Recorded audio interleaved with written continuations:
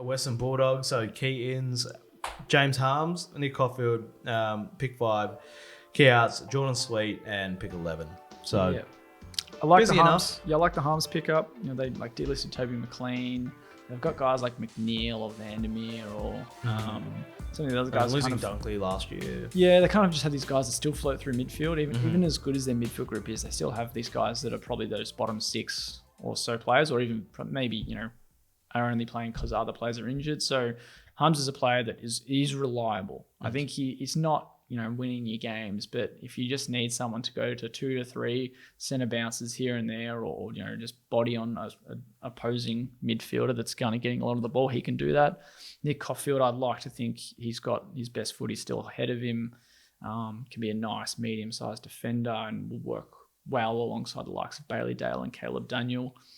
And then they get themselves to pretty early into the draft. You know, they traded away the right picks, like the future first round pick could bite them on the ass, but if they believe in they're making their way straight back up the ladder, that should work out quite nicely for them, because, you know, they get an early draft selection in, you know, pick 5 anyway. So maybe it's a Nick Watson. I don't think Dersman would be available.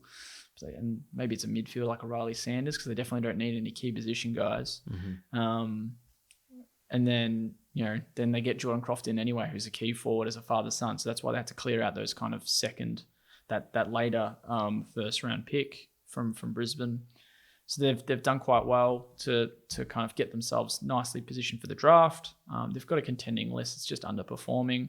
They lose Jordan Sweet, who they didn't really rely on this year. They've got Tim English and Rory Lobb. They'll probably add a ruckman, whether that's through the draft or through, you know, other means. But they'll probably need someone that like Sweet, has maybe some experience, like a Scott Lysett, Sam Hayes type.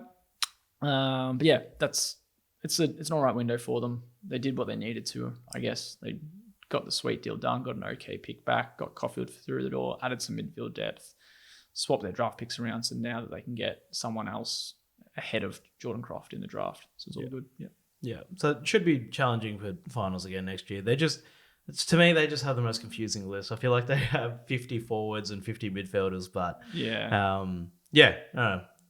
They're just an interesting one to me. So For sure.